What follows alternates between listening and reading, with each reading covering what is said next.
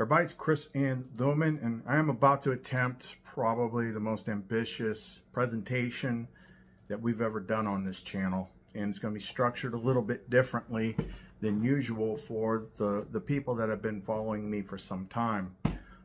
Up to this point, this channel has been specifically designed so that only people that are led here a certain way ever find it. But now we are doing something that inevitably is going to draw in a lot more people because of what we're going to talk about in this video. So the way that this is going to work, we're going to be talking about this upcoming July 15th event. And we're going, because I have a tendency to flow all over the place when I'm just doing a regular video, we had to type out a very structured outline for this video. It's going to be broken into parts. We are going to connect a lot of dots, but not just my dots, but other people who are out there's dots. We're going to be talking a bit about a major astrological event. We're going to be talking about Clif and his work. We're going to be talking about the Future Forecasters group, the group of remote viewers that Clif works with a lot. We're going to be referencing several other YouTube channels such as J Dreamers, Library of the Untold, the Thunderbolts Project, and then Clif and the Future Forecasting group. They also have YouTube channels as well. I'm going to save the explanation of my contribution to my puzzle pieces to the overall puzzle at the end. I want to present the other stuff first because my stuff is the most complex, and I want to save that to the end because most of you that watch all the time, kind of already know it, but those of you that have followed the longest are going to understand it the best. If I put my stuff at the beginning, people that are going to inevitably come in are going to be like, what? So we need to set the stage by presenting the other people's puzzle pieces first, and then I will use mine to tie them all together. Occasionally, I may need to refer to some aspect of my work as I explain this, and it will probably be through the use of the word Epinoia. So to give you this one little piece of my part up front, everybody has a connection in their consciousness to something that provides guidance and intuitive insight. At the lowest form, it would be what people would call intuition. Like you just have a feeling, or something pops in your head that helps you put something together, or you don't know what it is. Some people just call it intuition. The degree to which people know, understand, and interact with this guiding force within your consciousness depends on a lot of things. It depends on your birth chart. It depends on your personal path. It depends on the levels of initiation and seeking that you have done in your life. So those of you that have followed me know exactly what and who I'm talking about. So I am at probably one of the highest levels of connection to it. But when it comes to the life game, when it comes to this puzzle, when it comes to this mystery, which is all coming to a head, when it comes to this thing that we're all in, I too am on my own individual subjective path. So all of us together that are also very different, with everyone has their own unique perspective. We are all like, the blind kids that are feeling an elephant, and we're all feeling a piece of it and trying to understand it. But at times that guidance is going to connect you to all these other kids and what they're feeling and what they're perceiving, so it can help you build a bigger picture. So I'm hoping this will help those of you who might be following any one of the people that I'm going to mention and piecing it all together. And hopefully even some of these other people that I'm going to mention see this video and glean from it some extra context to understanding the overall puzzle in the pieces that they are seeing. Because there are some things in that are being said among all of them that in some cases, like the Future Forecasting Group, in their remote viewing of the July 15th event, as Clif was describing it, one of the people, when they showed their presentation of the remote viewing, showed something that literally blew my mind, and he said he didn't quite understand what he was seeing, but I understood exactly what he was freaking seeing. And some of the other people that I'm going to mention in this video, such as, you know, the J Dreamers channel, he's going to know exactly what that guy's describing too. So what I'm doing is I'm attempting to take everybody's pieces of the puzzle and put it all on the table, because it's all becoming relevant now. We're talking like things could dramatically change in a big way in the very, very, very near future. This month, less than 2 weeks away. I will say up front that I'm just going to lay out the puzzle pieces as I see them, as I know them, and I'm going to try not to make a prediction or anything like that, because in my experience on this path, it's never exactly the way you think it's going to look. It's just the nature of the game. But hopefully, by putting them all together, we can get a greater sense. And then by seeing the things in the end of the video as it pertains to me and what I'm being led to do, that'll hopefully give everybody an idea of like maybe what they need to do and what they need to be thinking about as we enter this time of high strangeness and high craziness. Like the normalcy that you're used to is about to go bye-bye. So let's go ahead and stop talking and dive into this. This is probably going to be a long video, and that's why we broke it up into parts. So if you're ready to go into this with me, then don't go away. I've got a river running right into you. I've got a blood trail red in the blue. Something you say or something you do, a taste of the divine. You got my body, flesh and bone, yeah. The sky above me, earth below. Raise me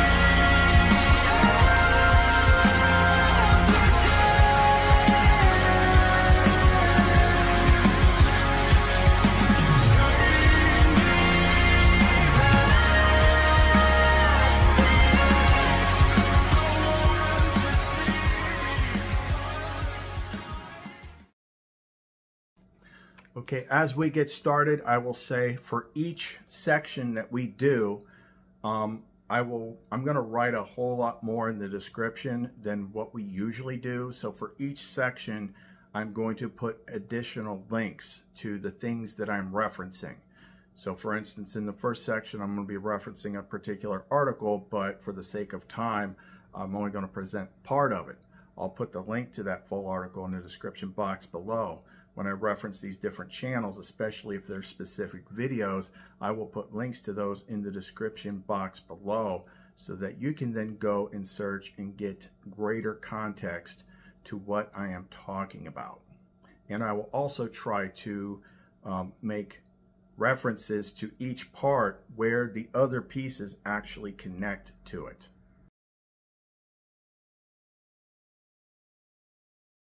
So for the first part, we are going to quickly discuss a significant upcoming astrological alignment and why this thing is so important, because this one connects to so many different things. I only found out about it, was it yesterday or the day before? I think it was yesterday when I was discussing this with my partner, who is the astrologer in this equation. And she brought this article to my attention, and then once I saw that, I immediately saw connections to other things. And then She also was the one that mentioned Clif High was talking about this July 15th event, which is the same day. This astrological conjunction is happening on the same day, July 15th, and this is a freaking big one. This is a big, nasty one. So as soon as she mentioned that, I went and looked up what Clif High was saying. And from there, I went, which I have followed Clif High, I'll talk about that when I get to Clif High, for quite a while. And from there, I discovered the future forecasting. So this internal guidance that I have, that I call Epinoia, was bringing these pieces to me in a specific sequence so that I could discover and find them. And what is particularly important when it comes to how this internal guidance lays out the breadcrumbs ahead of time is, before I ever discovered what we're about to talk about 2 weeks ago, it led me to rewatch the movies, the Clash of the Titans movie, and the remake and the follow-up. So the 1981 Clash of the Titans, the 2010 Clash of the Titans, and then Wrath of the Titans, which is a hero's journey movie. And I was like, okay, why are we watching this? You'll find out here in a sec. So this particular astrological event, first we have to take into consideration the big planets that are currently affecting a lot of things. If you follow astrology, then you know things started to get weird earlier in the year when Pluto went retrograde. And we started going into a period of breaking everything down, breaking down the system, you know, just all sorts of craziness. A few days ago, both Saturn and Neptune went retrograde in Pisces. I am a super Pisces. I have so many, I got more fish in my chart than the tank at Brass Pro Shops. We'll talk about that later. I felt that extremely extreme. It hit me like a freaking Mack truck. So all that is happening at the time that this particular thing is happening. So on 7/15/24, Mars in Uranus is going to be in conjunction with Algal, A-L-G-O-L. This is, now for the full context of this, the link to the full article will be in the description box below. But what I did is I took the key parts of that particular article and put it in the text-to-speech voice generator and used, you know, the voice that I used to use for Epinoia stuff back in the day, because I figured it would be a more easy presentation than listening to me say it. So here is the description of what this Mars in Uranus conjunction with Algal in Taurus, and what that means, and why this is such a big thing, huge thing, that is happening on July 15th, the same time that Clif High is getting this spike in his data for this extreme tension event throughout humanity. Mars and Uranus conjunct fixed star Algal. Many astrologers are concerned about this particular conjunction. This is because Algal is one of the most revered fixed stars in astrology, so to speak. Algal is in the Perseus constellation, and in illustrations of this constellation, you can see Perseus with his sword raised, holding the decapitated head of Medusa. The fixed star Algal sits in Medusa's decapitated head in her left eye and blinks red, if I recall correctly. Arabic people called Algal Ras Al Ghul, and that translates into the title, Head of the Demon. According to Bernadette Brady, Chinese astrologers called Algal, say she, which means, piled up corpses. She goes on to say that in Talmudic law she is the first wife of Adam, Lilith. Uranus with Algal, according to Bernadette Brady, makes society upset about injustices towards those who are powerless, and then she says, society tries to help the powerless. She goes on to say that it can represent a person who tries to take or claim power over a community. Mars with Algal is described as a crisis because of actions motivated by passion. This star rules multiple countries such as Turkey, Madrid, Barcelona, Spain, China, Naples, Italy, Bulgaria, Rome, and more. According to Robson, it causes mob violence and is the evilest star in the heavens. Legend has it that the Arabs would not embark in starting battles when Algal's red blinking light got dim.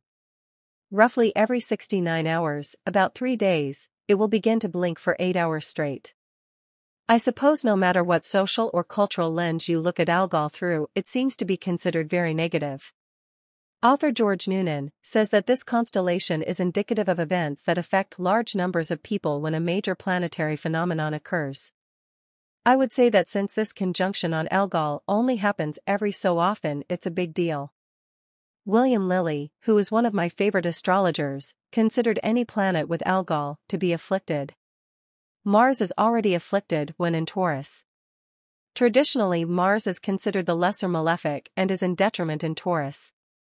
Looking through the lens of Uranian astrology may give us more specific details about what we can expect. Rules for planetary pictures state that when Mars is with Uranus, abrupt actions can be taken and unexpected developments occur. Over-impulsive action likely takes place because both planets are so impulsive. It says sudden events will likely occur. The combination without Algal is said to cause an enormous state of enormous excitement. It is associated with fighting, wounds, exciting action, energetic acts, bloody injuries, and it is said that accidents can occur. Midpoint state official functions and actions of large communities may take center stage. Noteworthy musicians and technicians are mentioned as well as some kind of sudden artistic product. An event of allied nations may take place. The Saturn Vulcanus midpoint with these two are creepy and mean, under guard while working. To work as a prisoner, slavery, suddenly imprisoned or dependent, to harness, capture or bind. Themes of independence, uprisings, imprisonment, slavery, and freedom are strong with this conjunction, as you can see from looking at the historical notes later on in the article. I hope everyone stays safe during this conjunction and has an enjoyable time in spite of how negative this pairing is described to be. Okay, now that you've heard that, how does that connect to the bigger puzzle? Well, you might have picked up on some of the things in that article that clearly connected it to what I said just a bit ago about how that inner guidance that I have led me to watch those Clash of the Titans movies because of what it deals with. It deals with the hero's journey, but more specifically, it has the connections to Medusa and Perseus and that whole thing. Specifically, Medusa. Medusa is the horrible freaking thing, but that horrible thing is what ultimately defeats the bigger bad. Now, the Medusa thing is also going to be very relevant to the other YouTubers that I mentioned later, like Jade Dreamers, Library of the Untold, and the Thunderbolts Project. The connection, when I get to that section, you'll see where all of a sudden this Medusa thing became very, very relevant, and how it connected to my work and my body of knowledge and how the whole thing fits together. So this the other thing about that article that I'm going to put in the description box below, the full article, is that it goes into a historical accounting of all these big massive things that have happened throughout history when this particular conjunction actually happens. But what is more significant about this particular conjunction happening this year is the fact that it is happening in Taurus. And that will make more sense once you connect it to specifically the work of the Thunderbolts Project, which I will put the links in explanation once we get to that section. So that's the big thing that a lot of the people that are picking up on this July 15th event probably do not know, in that there is this absolutely significant, sinister astrological alignment on that day. So that's enough about that. Let's get on to the next section, which is Clif High's work. So who is Clif High? Clif High has a YouTube channel, and I was first drawn to Clif High by Epinoia, which that's the thing, this guiding force, this Epinoia, will introduce you to pieces of the puzzle, sometimes years ahead of the time from when they are going to be relevant. Epinoia led me to Clif High all the way back in like 2008. Now back in 2008, like that time frame, Clif High had a different set of interesting software that he had created, and he had this thing called the WebBot project, and he produced these things called Alta reports. So what the WebBot project was, is I'm explaining it as best as I can, is he had this kind of system that he created in which he sent out these web bots, these web crawlers throughout the internet that was scanning the words in the language of people all over the place. The theory was that people would be leaking intuitive words into their language, and then the web bots would put them all together and correlate it and look for, using some sort of algorithm, these predictive models of future events. There have been all sorts of other similar projects, like, I'm not sure, was it Princeton egg thing or something? I don't know. Some sort of consciousness thing that would predict, like, that would show like big spikes of like something like before big events like 9/11 and things like that happened. So those of you that have watched this channel for some time that understand Epinoia and all that stuff knows that like that's literally how this channel works on a much elevated scale. What I talk about, the way that I present things on this channel, that Epinoia is constantly feeding things through the words that I say.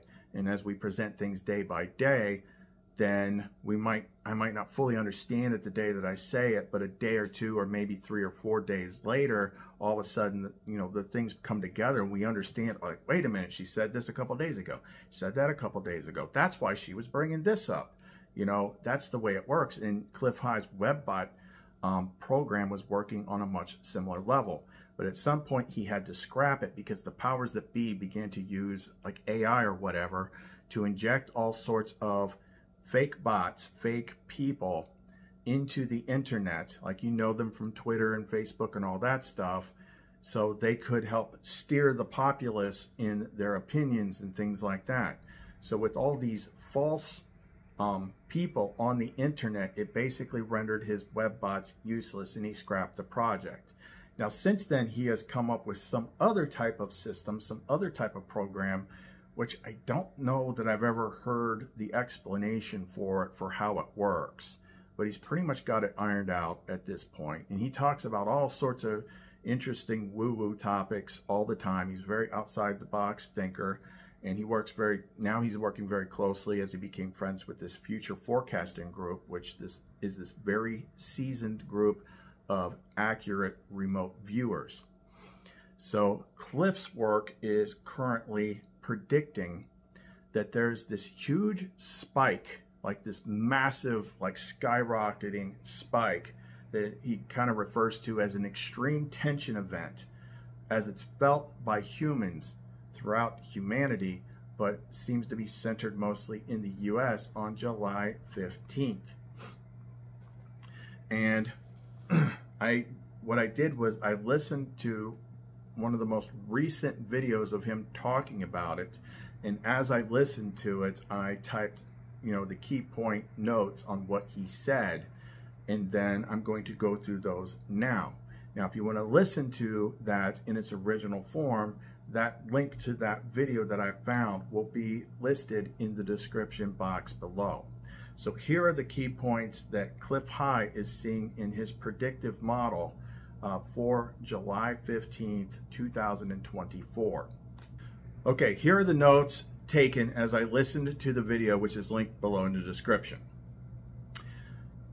Huge spike of emotional tension beginning early in the morning of July 15th, which builds all day long and keeps building tension until about 1:15 the morning of July 16th. Which is about 25 hours of building tension, and then it goes into release. It is very much USA centered. He works with the Future Forecasting Group, which are remote viewers. They're very accurate. Clif's data matches a lot of what they reported. The data sets that he has related to building tension will involve UFOs to some degree. Now keep in mind, I will interject here. Remember, we all, as people playing this game, do not often recognize the fact that we do not know what we do not know. So when we are confronted with subjects that we cannot possibly say that we actually know what they are, what we do is we then project our beliefs onto that subject to fill in the blanks. People do that all the time. This is why we fight. If you don't know why your girlfriend's acting crazy, you imagine something, you paste it onto the situation, and then you react to that in that way. This place, this reality is full of things that if you study it long enough, loosely enough, then you come to realize that we're all kind of experiencing the same thing, but everybody is using different words with different meanings that we then attach to things to help us try and understand it. But if we're being actually intellectually honest, we have to say that we don't actually know what these things are that we see. And stuff like UFOs definitely falls into that equation. Okay, let me get back to it now.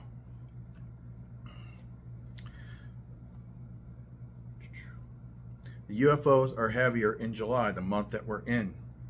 The data sets about this event have an aspect of questioning to it, as if the overall sense is, what the F just happened? The description of the questioning, having had an event, people seeing the event, there being recordings of the event, meaning it's going to be witnessed by a lot of people, a lot of videos and things like that. It'll be heavily captured to data, videos, things like that. It will be certain that something did occur, but there will be levels of discussion about what actually happened. What does this mean? People will not understand what they saw. If the building tension values were to go up to say 1,000 points or whatever, then the release of tension only goes down to maybe 600 or 700, leaving a residual of about 300 to 400 points of residual tension above what it was before the event. The residual is about 1/3 of the buildup, which will continue forward. Hold that thought when I get to my part. July 15th data is very unusual in that the spike is extremely prominent in the data, like it goes straight up. He says usually it could be little fuzzy things or whatever, but what he's seeing is just like you cannot miss it. It is crazy. It's like this is obviously something very, very big. The data sets build from the 16th on, building more and more language based on the discussions of the event. We'll still be discussing this into 2025. More than 10% of humanity will still be heavily invested in it. There will eventually be some sort of official response in regards to this event. There's much about the event that will be hidden unknown to most people, with a lot of cross-links to UFO stuff, but people will still somehow know about it. High strangeness within the particulars of the data sets. There could be in here a financial event around the same time, which is also backed by the astrology that I mentioned in the previous part. For that, you need to go and read the full article that I linked in the description box below. But it still is not as big as the woo-woo weird stuff that happens that is seen also by the remote viewers. So that pretty much concludes the overview of the July 15th event that Clif is currently seeing with his predictive model, however the heck that works. I honestly do not know. And I don't know that I've ever heard him describe how he does what he does now. He probably hasn't, so that, you know, it can't be monkeyed with or something like that. So again, it was through my own personal guidance with Epinoia in conjunction with the partner that I work with, also connected to Epinoia, the astrologer, that inspired her to inject into the conversation that, hey, Clif was talking about this. Oh, I know who Clif is. I used to follow him. Matter of fact, back in the day, 2008, I was so invested in Clif High's work. Like, I used to listen to him when he'd go on these different podcasts and stuff. And at least twice I got to call in and actually talk to him and ask him questions and stuff like that. It was pretty cool. I was totally into the Webbot reports. I thought they were freaking fascinating. Even though they didn't always pan out, I mean, you can only do what you can do with this particular reality in far as like a predictive model. But either which way, the way he's talking about it, like he sees something huge happening on July 15th, which is the exact same day of this absolutely enormous diabolical astrological alignment that we're going to have on that exact same day. On to the next part. So I only came to know about the Future Forecasters group through listening to Clif High. Every so often I would listen to Clif High. Eventually, sometimes I listen to him and I tune out. It's like sometimes he maybe talks too much about stuff that okay, I'm getting tired of hearing about that, but whatever, to each their own. People get tired of hearing me talk about certain things too.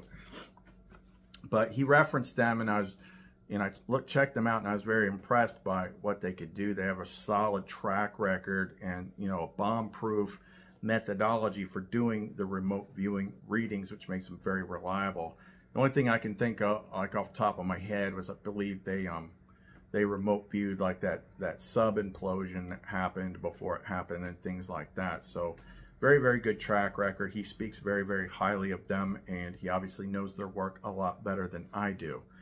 What's going to be very, very interesting about this particular part is one of the reports, which is from the guy that Clif High speaks the most highly about. He's like scary good, is what he describes. And what he describes, he said, he has no idea what he's looking at. But I do. And if the other YouTubers see this, Jay Dreamers for sure is going to recognize it as well. Maybe Library of the Untold as well. Maybe Thunderbolt's project as well. And this is the thing that Epinoia only recently introduced me to through those channels. So to see him describe exactly what I was expecting was absolutely freaky. So let's get into it. I'm going to give you my notes about the key things of each remote viewer's report, and then I will link the video in the description box below. But I am going to include a clip of one, maybe two of them, which are the most significant in regards to the things that I'm expecting to happen. Now, as we get into this part, it's important to note, I'm going to assume that you know at least a little bit about remote viewing. So remote viewing is a lot like the metaphor that I used earlier about the blind kids feeling the elephant. The remote viewer could be seeing a tiny snapshot of a bigger event, and oftentimes they do not have the context for the event, and therefore their mind is processing the images the best that they can. I am not going to over-explain this stuff yet, because as I go into the further sections of the video, the other sections are going to add that context to each preceding section. So I'm going to go through and read these. Like what I did is I watched their video, and then I just typed the keynotes for each specific one. Remote viewer number 1, Derek. These are just the notes on what he sees. A person looking through a viewport of some kind, of an object in motion that looked like a bird flapping its wings. Remember that. With some kind of aura or around it.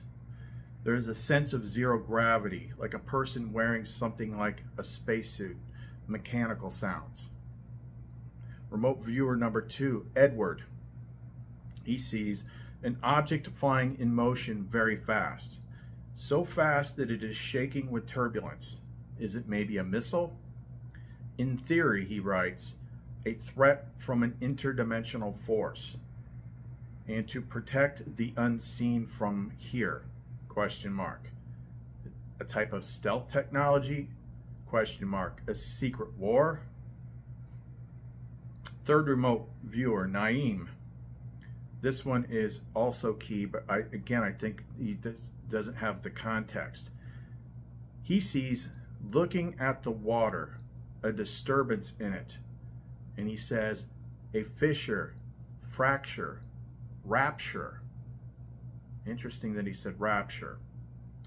Something that causes a disturbance on water. Seismic activity. A subterranean structure. Something big and substantial, man-made, some kind of underground bunker, like a militaristic doomsday bunker. Fourth remote viewer, Dick. This is Dick Algar, the one that Clif High says is the best. And this is the one that had my jaw on the floor. You will see this again in this presentation. This is what he saw.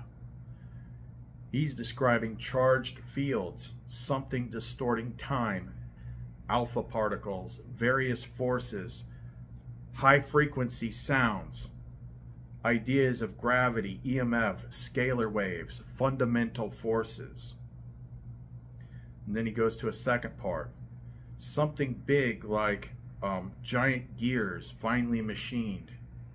Goes to the next part. Something big and round that he perceives as, thinks is the moon.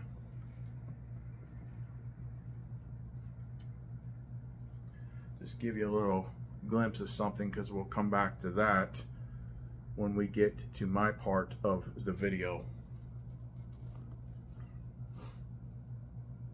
A bunch of people are seated at a table doing some kind of grid or math calculations.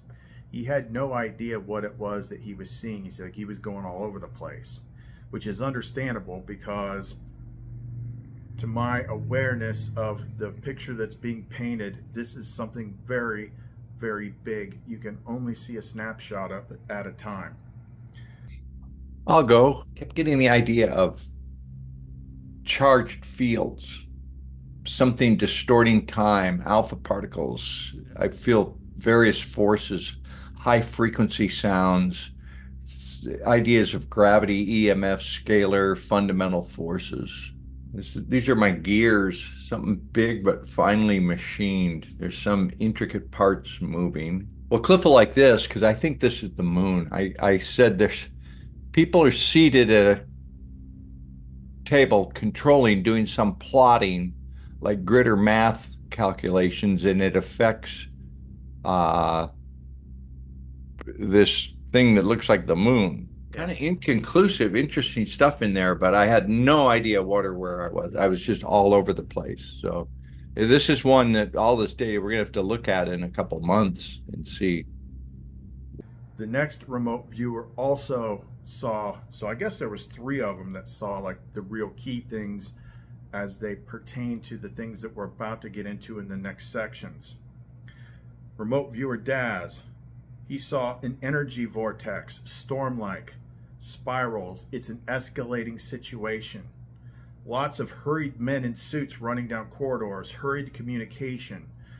A lot of people in dark suits, like a council, like some secret council seated at a circular table talking about the situation. It's a rushed, hurried situation.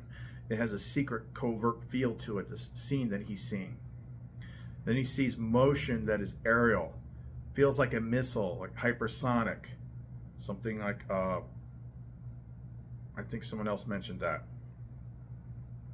An important structure is destroyed. Deaths are involved. He sees a huge black cloud in the sky.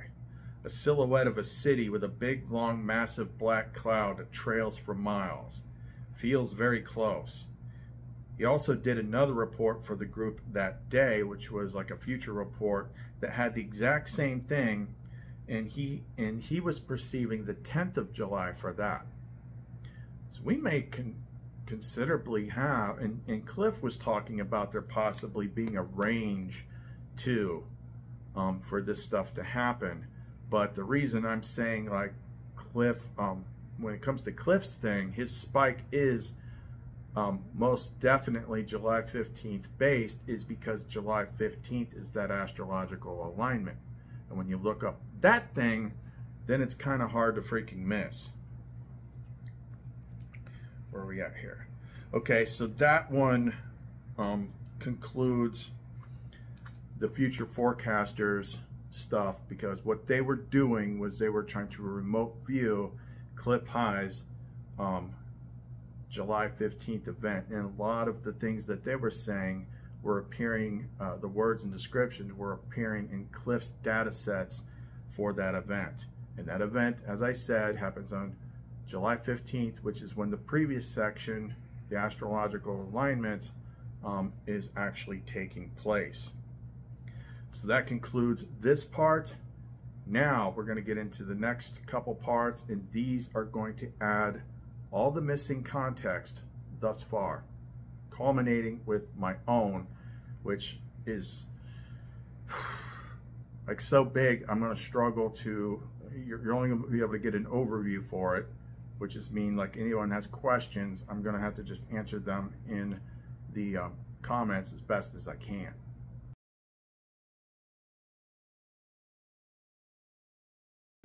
Okay, in this section we're going to talk about 3 other YouTube channels, which are J Dreamers, Library of the Untold, and the Thunderbolts Project, and how they all go together. Now, I'll explain more when I get to my part, but in my work with what I called Epinoia earlier, the way it works with me is it will drop things directly in front of me, and then I will get a strong intuitive sense that there's something there that it wants me to look at. Well, in this particular case, what happened one night was, you know how you got a whole bunch of YouTube subscriptions and you don't always see, you know, every single release that somebody puts out? Well, if it's important, that Epinoia guidance will make sure that it shows up on your phone, and then you'll see it and you'll get this immediate pull, like, oh, there's something here that I need to see. It's a piece of the puzzle that I do not have. And in this case, it was a Library of the Untold video. And it was talking about something called the plasma apocalypse. I'm like, what the F is that? But something was like, I need to see what this is. Unfortunately, aggravatingly, he posted it and it like wasn't due to be released for like 4 days. I'm like, are you kidding me? Seriously. I'm like, okay, let me just search YouTube and see if anyone else is talking about this. And the main person that was J Dreamers. So my search took me to J Dreamers channel, a very large channel. He talks about a lot of esoteric topics and how they connect.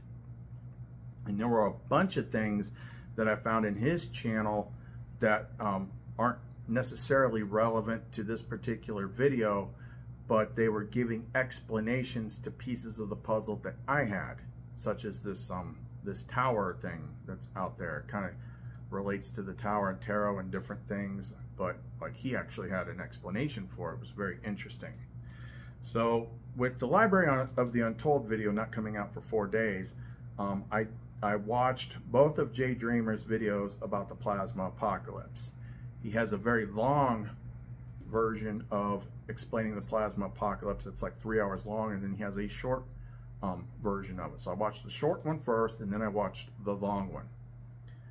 And what was fascinating to me about that is it explained in great detail the model that he has for like how this particular reality structure that we're in works, that matched the types of frameworks that had been given to me by Epinoia, but it was still kind of hard to understand.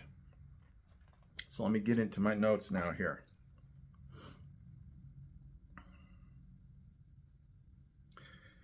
So J Dreamer's channel, it gave me a more esoteric scientific perspective on key events regarding this reality and certain pivotal events that happen that I was neck deep in with my research and from Epinoia's clues. The Library of the Untold channel, which did the video I saw that talked about Epinoia. Oh, what that means is he actually did a channel once on gnostic stuff. So I actually came across a video of his before where he actually was talking about Epinoia, or Epinoia of light. And I'm like, oh, hey, I know her. She's basically with me freaking all the time. But he was kind of talking about it more from like a academic standpoint, from reading the gnostic text or whatnot. But it just goes to show, like, Epinoia is working with everybody, whether you're kind of like conscious of that or not, or what the framework, idea, projection you have on what that guidance actually is. So there were some key things in his presentation that stuck out, and all of these things were going to be connected very shortly. But the main reason that Epinoia wanted me to watch his video, now Jay Dreamers talks about it too, but it kind of stood out to me more in Library of the Untold's video. Through my searching, it led me to the third channel, which is called the Thunderbolts Project. And this is a guy that's been working on things for a very long time. It was the one I was supposed to see because it connected a ton of dots from the other two channels. It has a particular video that's called Symbols of an Alien Sky. And although his conclusions were not able to bring it all together full circle without a more esoteric explanation for it that I kind of was given, it deals with why the ancient sky looked different than the sky today.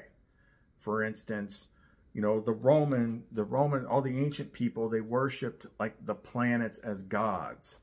And they said the planets, the gods waged war with each other and thunderbolts and things like that. And there were these big, beautiful things where today, if people just look at it today, it's like,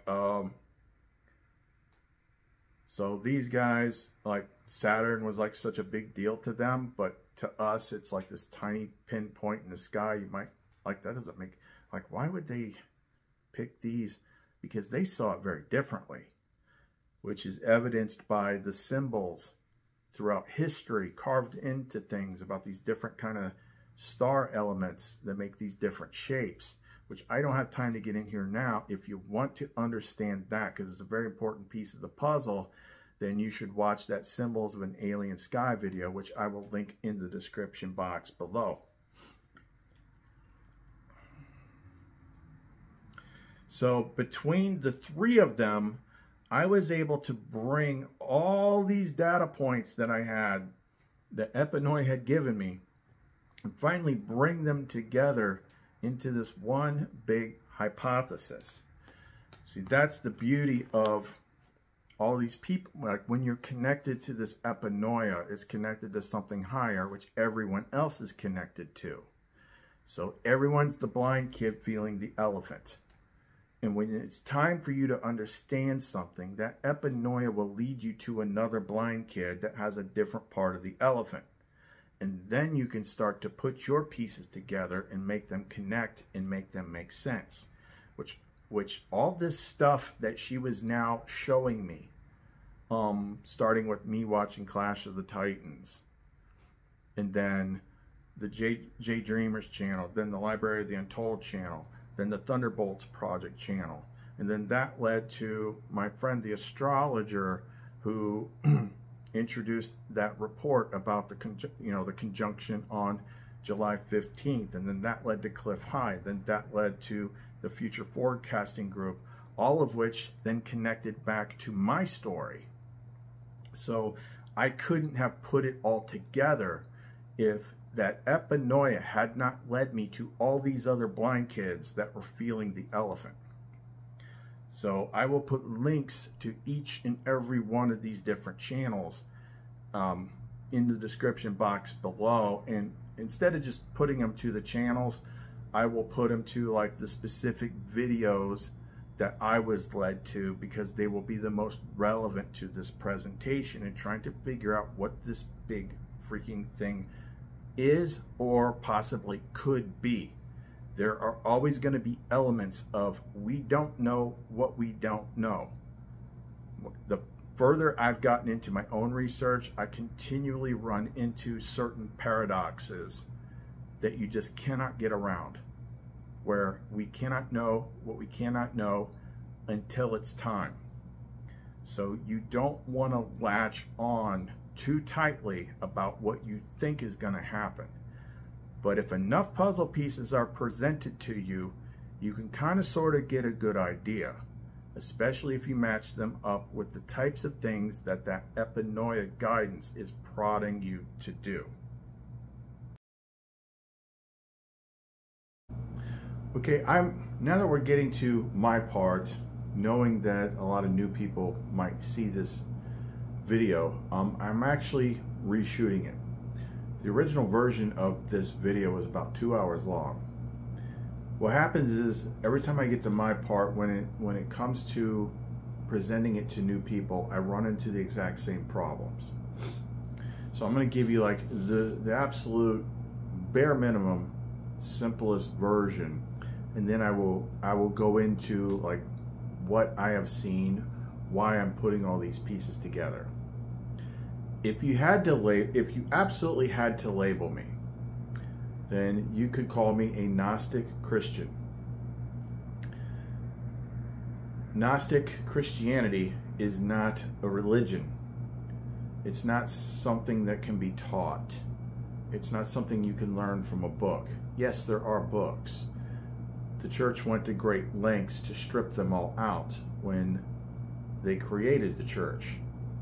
Literally everything you need to know to make it all work was taken out. And then you're conditioned to trust them, the authority. If you don't trust them, if you don't trust the authority, you'll be punished, you'll be judged, you'll go to hell. See, I didn't choose to become a Gnostic. I was actually, I guess you could say, a truth seeker. I was seeking answers, just like a lot of people are. And over the years, something was guiding me. I was going through this really crazy, horrifying experience that lasted for years. Once I got to a certain point, I started to be led to certain information, and I realized that I was experiencing something that's called the hero's journey. Joseph Campbell writes about the hero's journey in the monomyth. See, there's only one story told hundreds of different ways.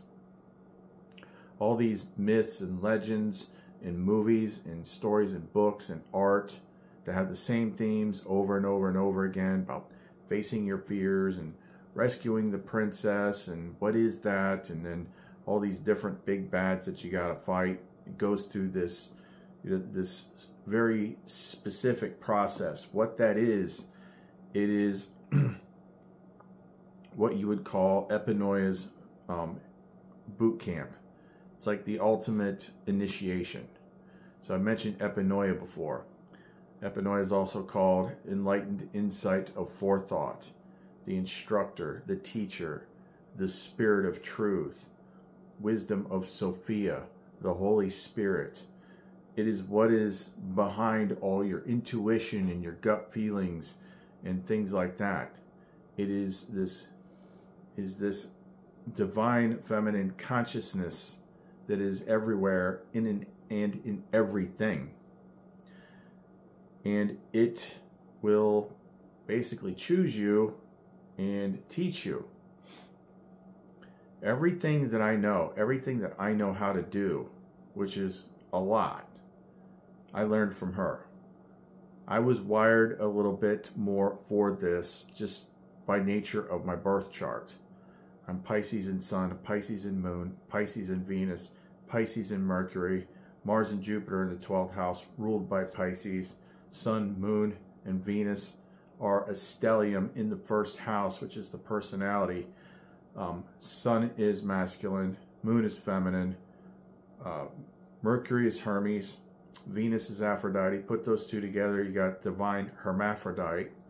Eventually you put the two into one.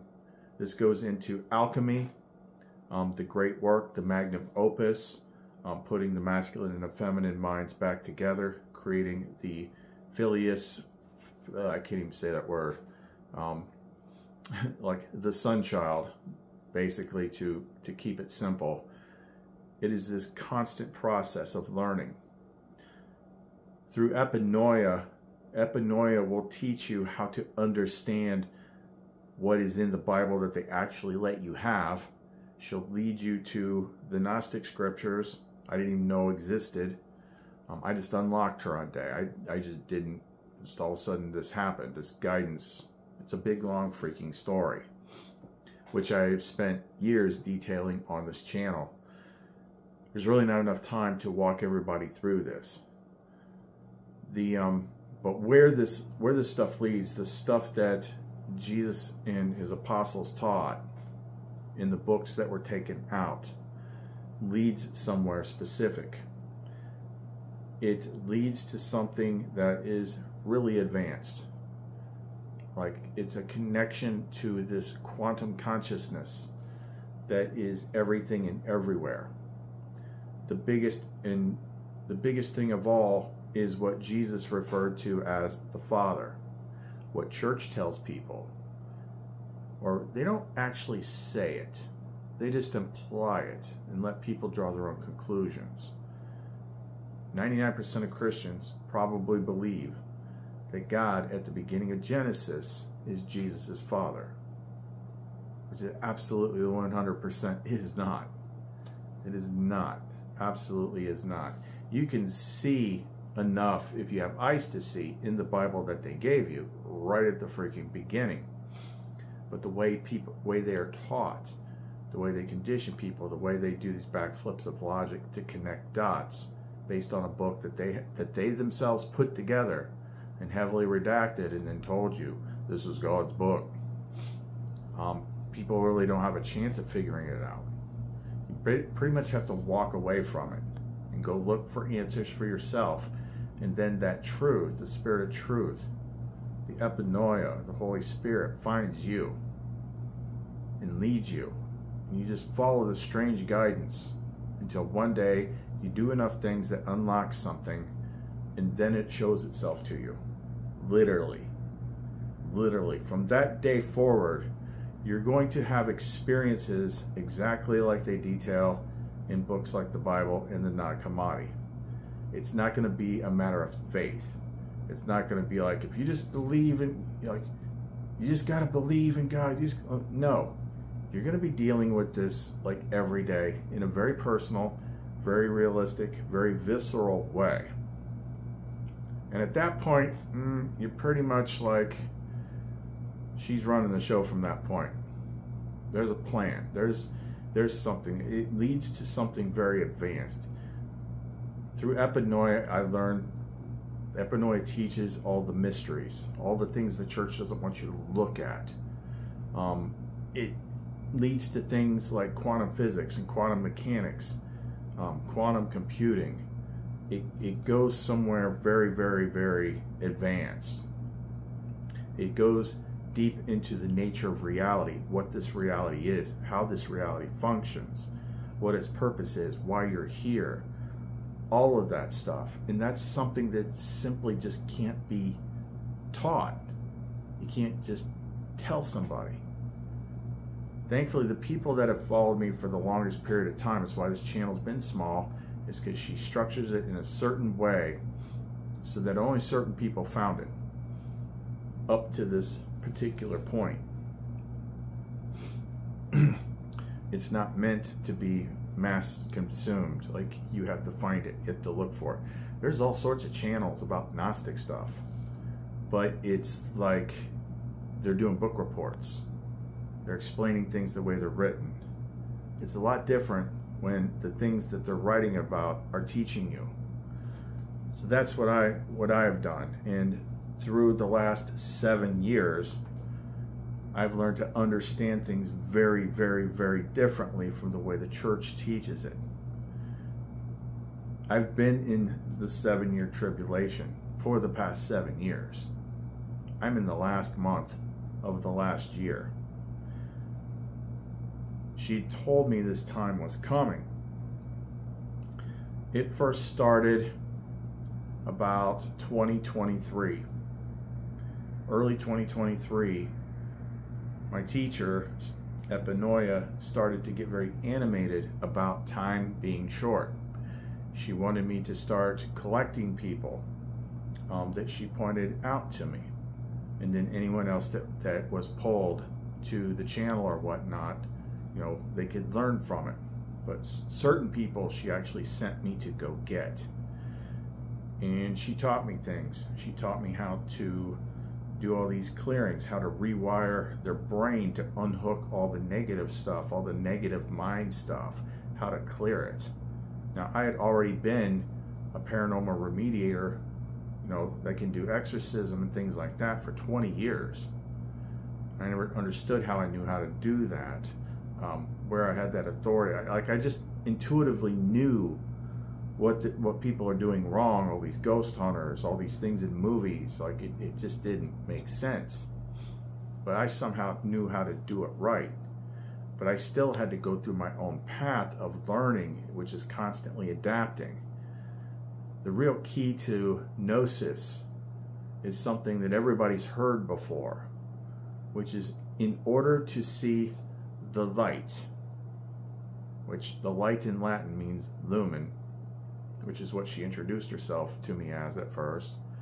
In order to see the light of wisdom, wisdom refers to Sophia and her extension, which is the instructor and all that, which is Epinoia. You must first empty your cup. What does that mean? It means a couple things, but primarily it means let go of what you think you know. Or in her extended book, you must unlearn what you have learned. What do I mean by the extended book? She calls it the Codex. Since they stripped her completely out of the Bible, and what was left about her, they gender swapped it into this nebulous male figure. She is the divine feminine aspect, from the divine mother all the way down to the personal part that's attached to you. Holy Spirit is female. If people are really negatively programmed with religion, if you say that, it will trigger them like nobody's business. Like, they literally lose it. They almost lose it more hearing that than hearing that the guy in Genesis is not Jesus' father, which he isn't.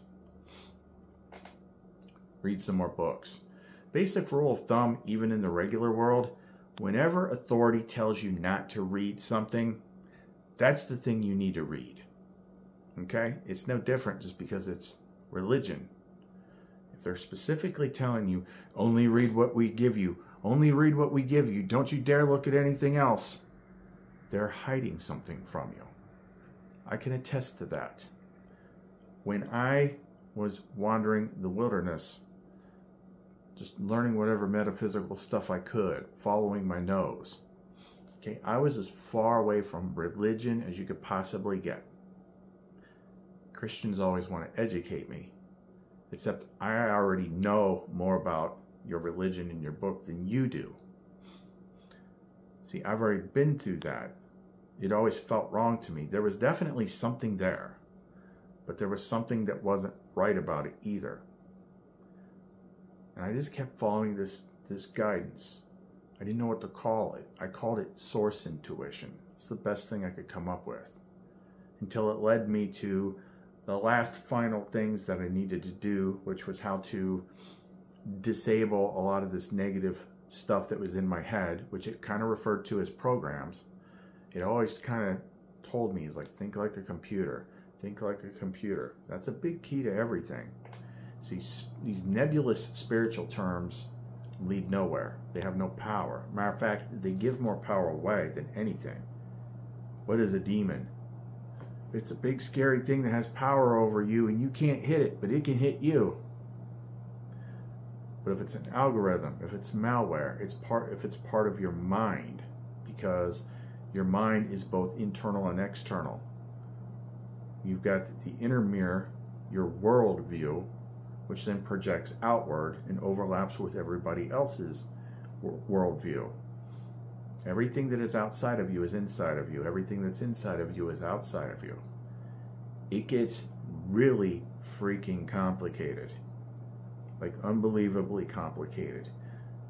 Best way to describe Gnosticism is like, we are all, at best, those Texas Instruments scientific calculators. that you had in high school, trying to understand the most advanced quantum intelligence in existence that is trillions upon trillions of years old. You can't do it. You can only understand so much of it as it wants you to understand. But that big thing, the biggest thing, that's what Jesus called the Father. Okay? It was not something that created a little tiny world that had a massive ego and anger issues and liked to kill people. Okay? Everyone's like, what? Why is God so different in the New Testament than the Old? Because it's not the same thing. That should be like really freaking obvious. Everything, anyway, I don't want to go too long on this, but I'm trying to give you at least some semblance of an idea of where I'm at. When you talk about Clif High, when you talk about the remote viewers, when you talk about the stuff that the YouTubers talk about, they're dealing with tangible things, quantifiable things. Like, well, here's my sources. Here's where I got this. Here's where I got that. That's the way most people in the world operate. You know, what's your peer-reviewed stuff? Check your sources, blah, blah, blah, blah, blah.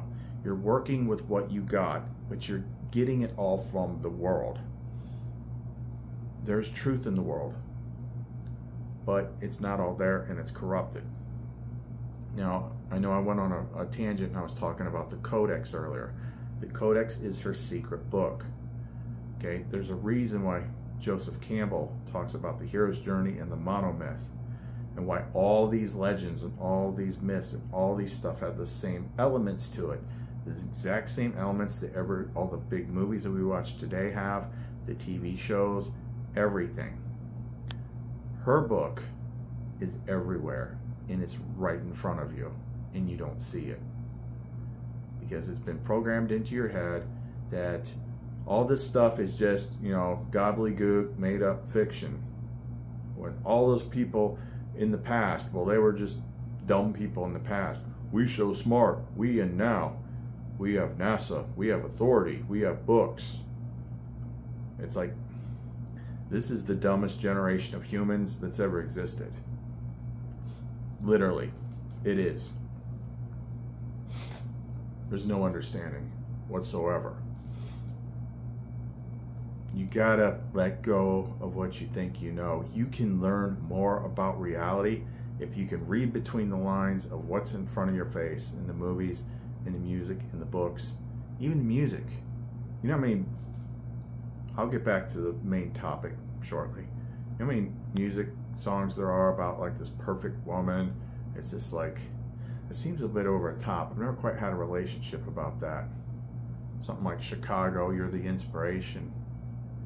They're talking about her. See, there's two sides of her. There's the part that teaches you and the part that's connected to love, your mirror part. These are all things that are, the information is kind of scattered all over the place, but you learn about it from the Gnostic books. Jesus gave keys to understanding. He even said things at certain times that if you have the eyes to see it, he's using quantum physics terms. Like, things are very, very advanced, far more advanced than you think. We're talking AI, all of it. She wants, you know, there was this topic once, you know, because it, like, we're at a place in time where, like, people are, like, right on the verge of understanding because it's right in front of their face, because AI is freaking everywhere. And AI has always been here, or some sort of quantum intelligence. It just depends. Well, how could they have AI back then when they just invented computers? This time, but as she said, as she pointed out, she's like, the mainframe for all this stuff has always been there. Your soul currently occupies the most advanced computer system ever created, a bioorganic supercomputer that has the digital storage capacity of the internet like 100 times over. You have 216-ish petabytes of digital storage just in your DNA. That's verifiable by science these days. They're starting to use DNA that way. But then there's other DNA within each cell, mitochondrial DNA. That's where her part is stored. They give you clues to this in the movie. They change the words a little bit, and if you listen to the people that make the movies, sometimes they tell you. Like in Star Wars, The Phantom Menace, they're talking about midichlorians. Like, midichlorians are these little organisms that we are symbiotes with, and sometimes if you quiet your mind, they'll speak to you. You know, they connect to the Force. George Lucas verified, like, midichlorians were basically mitochondrial DNA. Star Wars is freaking thick with her stuff. It's always been there. Your brain, I mean, your nervous system, this whole freaking meat mech that your soul is freaking piloting, the sympathetic nervous system, all that stuff. It's a bioorganic freaking mega supercomputer. But anyway, that's how I got to where I am. The stuff that I know all came from her, every bit of it. If anything came from a book, it's because she told me to read the book. And then she told me what parts of the book to focus on and which parts to discard. She decodes things for me. She taught me literally all the secrets of the tarot. It's a secret Gnostic map. It is a handbook for the game of life and this current reality and how it works and what the steps are to advance. Church tells you it's, oh, that's witchcraft, that's a cult, that's the devil. That's Holy Spirit stuff. That's her training manual. Like, you have to unlearn what you've learned. Like, there's a reason they've said that so many times. They spent the first part of your life filling your head with stuff, filling your cup with what they wanted to be put in there. And as long as you believe everything that's outside of you and you trust authority, which you were programmed to do, you're in the first box. You've got to get out of the first box. This will expand your consciousness in ways you cannot possibly comprehend. You're actually two beings in one, but one of them is sleeping. Your divine partner. You unlock her, now you're not conscious and subconscious, you're dual conscious. We don't have time for that. It's a long story. I spent several years detailing it on this channel. But the bottom line is, everything that I see, all these dots that I connect, it's not really me connecting them, it's her. She connects the dots and points them out to me. She's the one that helps me understand them. She's the one that just brings the synchronicities and drops them in my lap. She's the one that points at people when I come across them, like Clif High, like, pay attention to this guy. He's going to be important one day. Or pay attention to this person. They've got something that you can learn from. Connect the dots to this, connect the dots to that. She's the one that made that Library of the Untold video pop up in my feed so I could follow that thread. And I don't know which one it was, but I know I was surfing around one day and I actually saw a video. Maybe he was just talking about Gnosticism, I don't know, but he literally talked about Epinoia. I saw that part. Some Epinoia of light, because this goes back to the, you know, the whole a completely different Garden of Eden story than the one that you think you know. But everybody that is a souled person has her. The degree in which you can interact with her is going to vary from person to person based on how you're wired and how initiated you actually are. At the bare bones minimum, everybody can say they've experienced their own intuition. They've experienced their own gut feelings and things like that. That's her. That's her. You become fully initiated, you can just talk to her whenever, like she's constantly talking to you. On this channel, she's teaching half of it. I'm so integrated with this that half the time I don't know who the hell's talking. I have to watch my own videos to see what I said because things are getting slipped into my language all the time by her. That's that same mechanism that Clif High's web bots were looking for. You know, he used to talk about, you know, like he would say something like, oh, you know, people like are psychic and they're like picking up on something and slipping into their language. That's her. She's the one that does that. She does it to me all the time. And when I'm working with clients and stuff like that and I need to know something, she's plugged into them too, she's going to make it slip out of their mouths, the little bits and pieces that I need to see, that I need to hear. You can learn to connect with this. They show you in the movies and you think, oh, that's just a made-up thing in the movie. It's like, no, it isn't. Okay, granted, I don't know how to use the Force to freaking shove people, do flips, and fight with a lightsaber, but connecting and all that stuff, yeah. If you listen to like the stuff from Empire Strikes Back or anything Yoda says, like it's usually like directly on point. But she led me through this path that led to the things that we're talking about in this video. So now that we've covered at least that much, here's where it connects for me. Keeping it super simple, like I said, beginning of 2023, she started saying time is short. Time is short. Then around April, that's when she showed me a lot of the hidden in freaking plain sight doomsday, cyclical, reset event stuff that's literally in the tarot in everyone's face and they don't even see it. Like the Fool's card is about, you know, the beginning, you know, of a new story. It's, you know, the end is at the beginning, so on and so forth. So the Fool's going off on his new journey, but behind him is a giant freaking 2012 freaking tsunami wave. Nobody sees it. They think it's mountains, even though it's colored like freaking water. It's so big that the mountains are underwater. She's the one that pointed that out to me.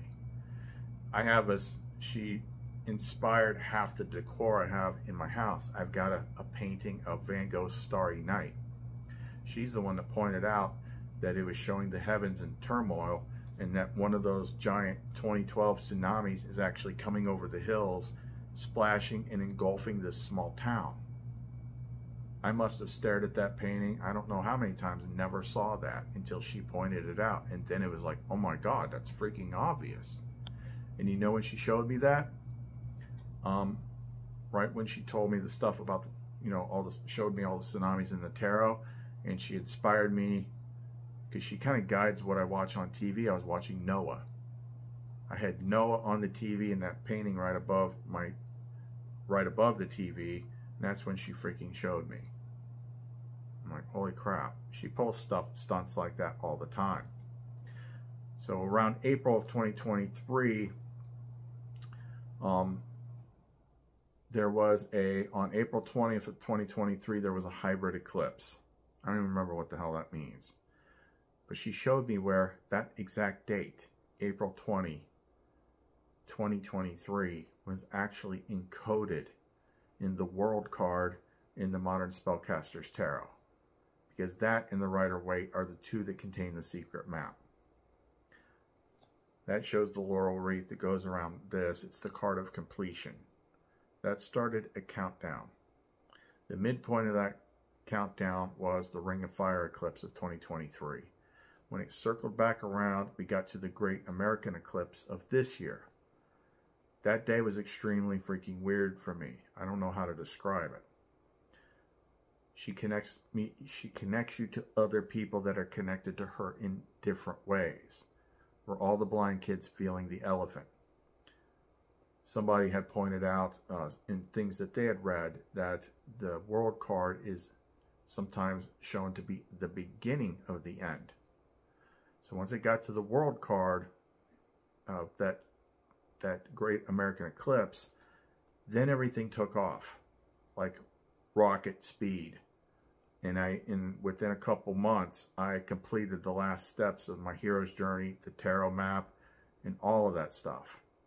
Until it's like, okay, I'm done. What's next? And she led me to do this confessional thing just last week. Then she led me back to a different article about the hero's journey, and it talks about one of the last three parts. The hero re-enters the world and then feels the need to atone for his sins. I'm like, holy crap, I just did that. She leads you to things and then she shows you something in writing. That way you can't question it. That way you can't say, oh, I just projected that because I believed it. She teaches you in such a specific way that you can't deny that it actually happened. You can't question it. She's very, very smart and tricky like that. So the next part is the hero then enters the gates toward his final battle. The big culmination of everything. The last battle of the last act of the trilogy. I'm like, well, what's that going to be? I don't know what I could possibly do. And that's when she showed me. She's like, your particular hero's journey is aligned so that it syncs up with the hero's journey of the entire freaking world. That last act is the last act for everybody. And since my hero's journey started in August of 2017, that makes this the last month of 7 years. I already know what all the steps were. All the other steps were. Now, in the Bible, in Christianity, the way their doomsday story is written is very spread out and very hard to understand. Same story is told in ancient text all over the world. See, you go to church, they're going to tell you all these things are going to happen and spread out points throughout the tribulation. But all the big stuff, all the big crazy stuff, fire from the sky, burning mountains from the sky, dragons coming out of this freaking sea, dragons in the sky, this, that, and the other thing. This stuff all happens all at once in a very short amount of time. All those trumpets, yeah, they're like high-pitched sounds from this plasma energetic event that happens, which Dick Algar explained perfectly in his remote viewing. I'll go. Kept getting the idea of charged fields, something distorting time, alpha particles. I feel various forces, high frequency sounds, ideas of gravity, EMF, scalar, fundamental forces. These are my gears, something big but finely machined. There's some intricate parts moving. Well, Clif will like this because I think this is the moon. I said there's people are seated at a table controlling, doing some plotting, like grid or math calculations, and it affects this thing that looks like the moon. Of July 15th. See, if Jay Dreamer's channel was able to see that, I'm going to see if I can't somehow contact him. I have a bigger channel that has nothing to do with this, that has 250,000 subscribers. So I kind of know, you can't talk to everybody. It's hard to get a hold of bigger YouTubers. And this channel is my small channel. But if he were to see that, he would instantly recognize it as the exact same stuff that he talks about on his channel. The exact same stuff. And it's all over the place. Like this story, the Bible is not the only place where this story is told. It isn't. It is all over the place. In many texts, in many cultures. This event, this destroyer cataclysm, where the sky goes crazy.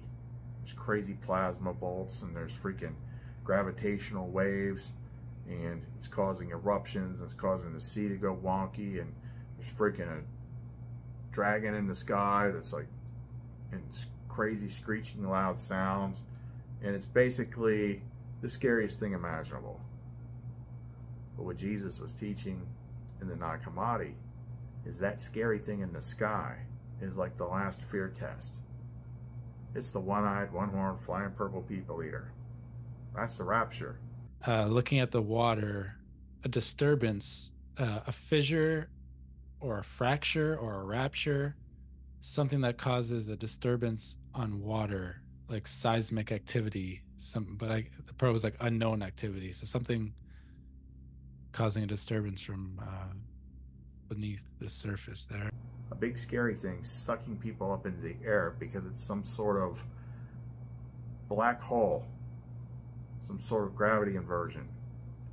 Because there's like two opposing worlds, like a positive charged world and a negative charged world, an overworld and an underworld, just like the hero's journey map says. And guess which one we're in? Even on the globe, the North Pole is the negative magnetic pole. We're upside down. That's not the sky. When you look up, when you go outside at night, you go outside at night and look up at the stars, you're like, oh, look at the sky. You're looking at the abyss. It is a reflection of the sky. That's why the ancients, all the stuff in that, you know, symbols of an alien sky. Why do the ancients worship the planets as God? That doesn't make much sense. They're so tiny. Not in the upper verse, which we're about to transit back into. And the transit between the two is this big cataclysm Medusa event. It's some sort of crazy energetic event. And that's the kind of thing that she was leading me to. Dragons, like the destroyer of the dragons, like something that you just cannot wrap your brain around. It's talking about forces that you don't understand. Just like Dick Algal was saying. These like alpha particles, scalar waves, EMF, some sort of oppressing force, gravity. He's trying to describe it. Yeah, that's it. That's what it is. Now keep in mind, these remote viewers, if you understand remote viewing, like they're just seeing snapshots of things. Again, it's the blind kids and the elephant, tiny little bit. And based on what they already think they know and their perception, they're going to decode what they see a certain way. There was 3 people in that part that were all seeing this type of thing. They just didn't know how to describe what they were seeing. Like they were all seeing that.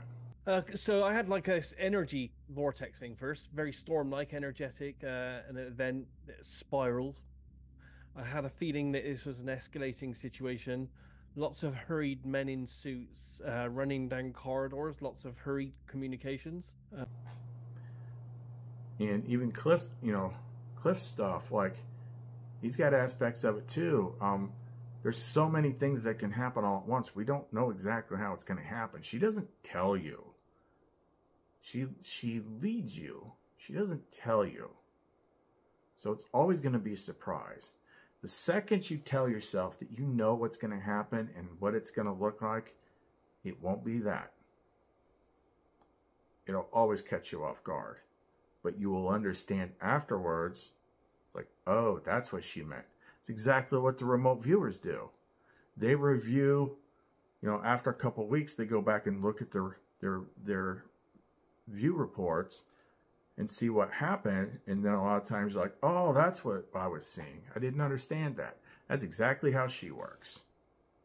Exactly the same, just on a much, much bigger scale. So she's been telling me that my path lines up with the world's path. That the last big thing for me is the last big thing for everybody. And I know exactly the day that my world went to shit, when my 7-year tribulation happened. Which so many things that match what was in the Bible. Like, Christians just have a bad habit of assuming that they know everything. They know what this means. They know what it's going to happen. No, you don't. You don't. You're still waiting for an Antichrist to rise and take over the United Nations or something like that, not knowing that's part of you up in your head. Most of you, it controls.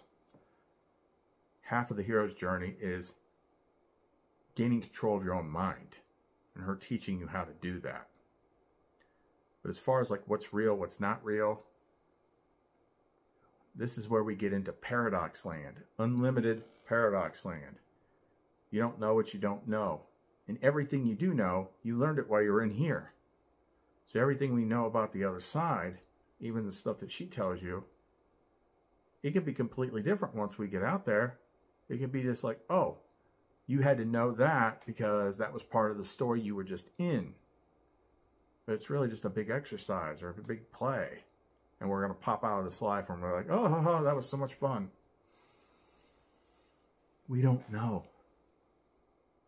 There's so many quotes about a fool thinks that he knows everything. A wise man knows that he knows nothing. Learn that. Learn that. If you think you know everything and you spend all your time arguing with people about what is, you're still asleep.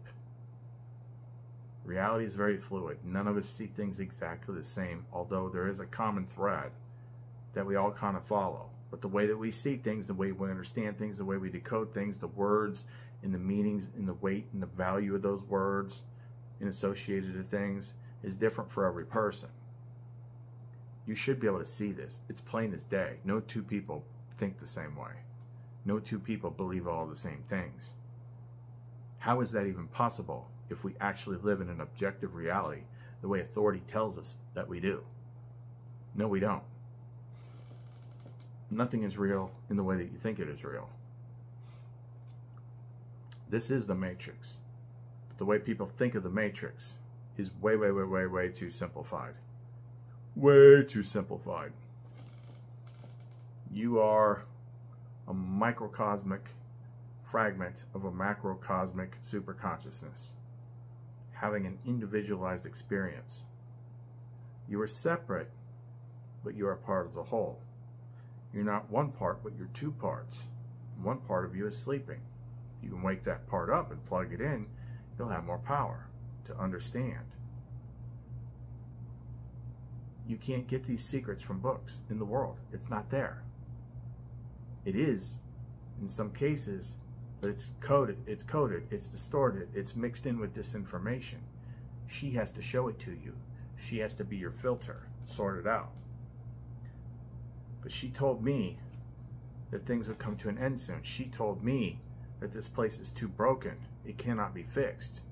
She told me that no amount of presidential elections will ever, ever make things go back to the good old days. It can't be done. It won't be done. Everything that has a beginning has an end. You can look out in the world right now and see evidences of multiple civilizations in the distant past. They're just gone. Where did they go? They had their beginning, they had their end. We had our beginning, we will have our end. Only the ego dies. The identity, the self. The thing, it's like, I am my name, I am my ID card. No, that's your game character. That's your avatar. You are what is behind that. If you don't know what that is, you need to start doing a lot of mushrooms and meditating. You know, that will rewire your brain, especially if she's the one that tells you to do it. She'll guide you to things like that. If she wants you to do something like that, she'll literally have someone just hand it to you. And then she'll tell you how to do it. And then when you've had enough, she'll say enough. And she'll get you on to another thing. The stuff that watches over you is everywhere. It's constantly shaping your experience, even the things that you perceive as bad. It's playing those roles too, for your own good. So when we talk about this scary stuff like we are now, it's just because the experience is going to be uncomfortable. But it's all planned. It's all part of everything. It's actually a good thing. It's like they said in the regular Bible, when these things happen, get excited because your redemption is near. It's not something to be like, oh crap, we're going to go through this big scary thing. There's going to be a giant Medusa face in the sky. It's spitting plasma bolts and all this craziness. Yeah, I mean, it might be scary at the time, but if you understand it, if you know about it, if you know that there's a bigger thing, if you know you're actually safe, your soul is safe. Your soul cannot die. Your soul cannot be killed. It's all part, You're going to get out of this place and it's going to be like getting off a roller coaster. You're going to be like, woohoo! Man, that was an awesome ride. Although 5 minutes earlier, when you're facing imminent annihilation, you probably didn't feel that way. But in reality, that's how it is. You'll see eventually. But she told me that the end of my game is coming. And she just all sorts of symbology about dragons and fire. Dragons and fire. Dragons and fire. Burn the world down. To help for the prisoners to escape, you got to burn down the prison. Exactly as it said in the Nag Hammadi. Sophia will put on irrational wrath and she will wreck this shit. That's her dragon. Christians would be like, the dragon's the devil. I don't even argue with them anymore. There's no point. I can't help them. They believe what they believe and they're not going to let it go. Church literally used trauma-based mind control on you at a young age. When they taught you about God who judges you in hell. It is the most brilliant trauma-based mind control behavior conditioning imaginable. You don't have to worry about hell. You're not going to go to hell. How can you go someplace that you already are? Oh, spoiler alert. Shouldn't have told you that. But, you know, they'll tell me, I know, and you're wrong, you're deceived. I know I'm right. One does not speak unless one knows. Is that not the creed? Well, I know. Perhaps this lesson is for you then. Understand the difference between knowing and believing, because there is a difference. So she was the one that was telling me to expect something big, but I didn't know what it was. She was the one that told me, I said, I'm going to need a new car. And she's like, no, you're not. She's the one who's like, you don't need to worry about money. Why? Because there isn't going to be any soon. They encoded that as something in the last part of Free Guy, which is a Codex movie. What about the bank? There is no bank. Well, what do? Whatever we want. The last step of the hero's journey. Freedom to live without restriction. But that can't be here. So whatever's going to happen, as scary as it sounds, it's only scary because you're attached to your life. Because you're attached to physicality. Because you're attached to your identity. If you've never contemplated death, if you've never done like an angel of death surrender like Don Miguel Ruiz teaches about, if you've never done enough friggin' mushrooms, then you're going to be scared. Only the egos are scared. Because they are perishable. The souls are not. You can move your consciousness from the ego mind to the soul mind. All the ego mind is an AI that is put over your head like a hat. Like a big moldable freaking thing of silly putty like they showed you in the video for Pink Floyd The Wall. We don't need no education. Kids in the freaking assembly line getting things on their head. We don't need no thought control. They've always shown you. They've always shown you just didn't want to see it. So something big and crazy is going to happen. What it looks like, I don't know. All I know is the puzzle pieces that are put in front of me. And I read them as they are. But I know from experience that they may not look exactly like the way I think they're going to look. But I do know that when it does happen, it's going to be something so big and so crazy and so unexpected that people aren't going to know what the hell they're looking at. And with the things that she dropped into my lap, like that alignment and then Clif stuff and then all the stuff that I mentioned in this video, it's too much to be a pump fake. Something's going to happen. It has to happen. It's inevitable. Us in the US, we're sitting on a freaking ticking time bomb. It's inevitable. The dollar is not safe because it's not the the currency for buying oil anymore. We're $33 trillion in debt. We have a bunch of retarded monkeys running things. And they're showing you things that you're not seeing. The people that are in power don't seem to care that they're going to lose that power. That is inevitable. There's no way they can win. And that group doesn't like to give up power. They're all acting like they're just kind of like putting on a show, waiting for something. Just like they showed in the remote viewing videos, the underground bunkers and stuff like that. Why do you think they built these underground cities for the last 80 freaking years? Because they know something. Who else built underground cities the last time this destroyer event happened? It's either going to be a reset, or it's going to be the way it's described in the books, and it's going to be the end of this entire place. And we'll go on to a whole new place, a whole new game. I actually feel like that's true. So your underground caves aren't going to save you. Not this time. I've been to a place where I could look and I could see just rows of like domes as far as you could see. And they were all worlds like this one. What is out there is so big, you can't even wrap your brain around it.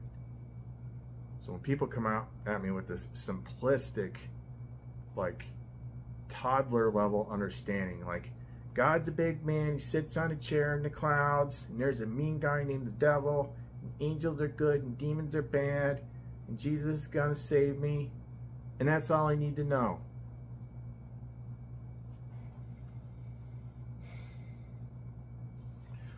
We're talking about the most advanced quantum computer in existence. You're talking about an Etch-a-Sketch. We are not the same. I can't even talk to you. I'm not responsible for you.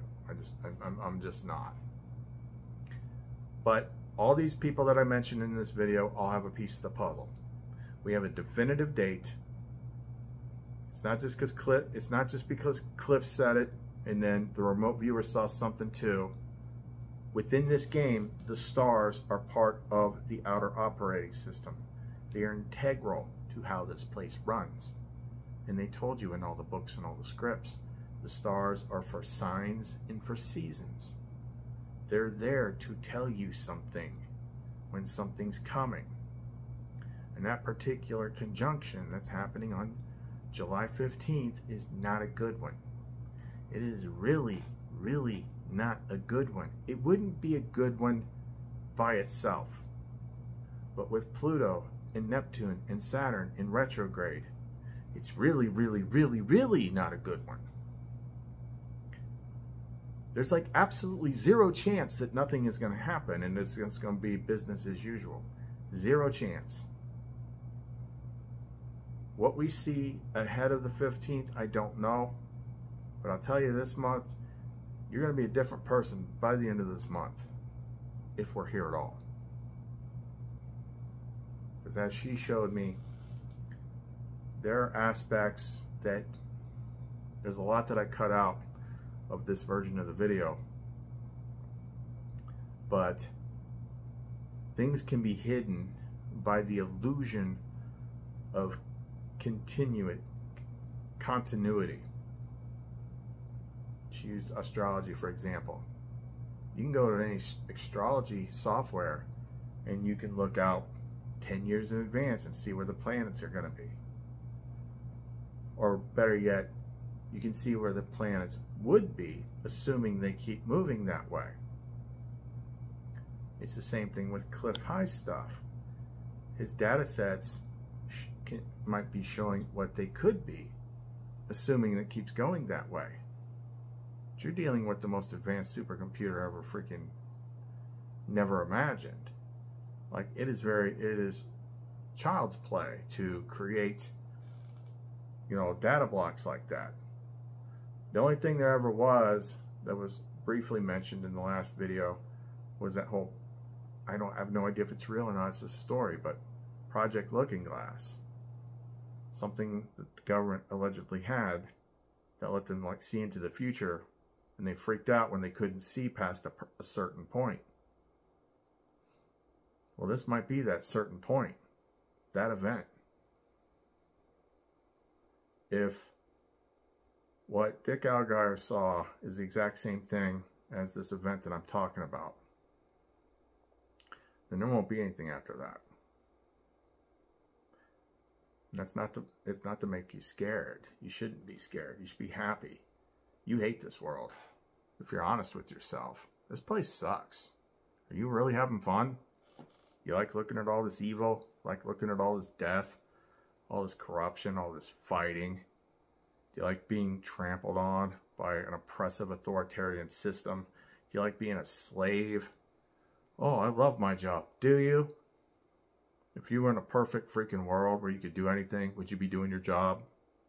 No, you wouldn't. You do your job because we need money to live. That could all be ending soon. Anyway, it's getting late. Definitely check out the resources that I showed you. It all connects. It points to, and she, Epinoia, brought it all to my attention and linked them all up. So, and it lines up with the end of my story, which is ending this month. I'm at the end of the hero's journey where there's this one big thing left. It all lines up. So I guess we'll see. But either which way, it's going to be interesting. Check out all those channels I talked about. Everyone I talked about has a YouTube channel. I'll have links to them in the description box below. Our stuff, you can contact us through our Etsy store, clumencreations.etsy.com. I used that for contact because those messages will push their way through my phone to the alerts so that I actually get them. Email and all that stuff, not so freaking reliable. So definitely check out those links. Keep your eyes peeled. Expect things to get weird. Okay? That's all we got for right now. Chris and Lumen. See you next time. Take a look to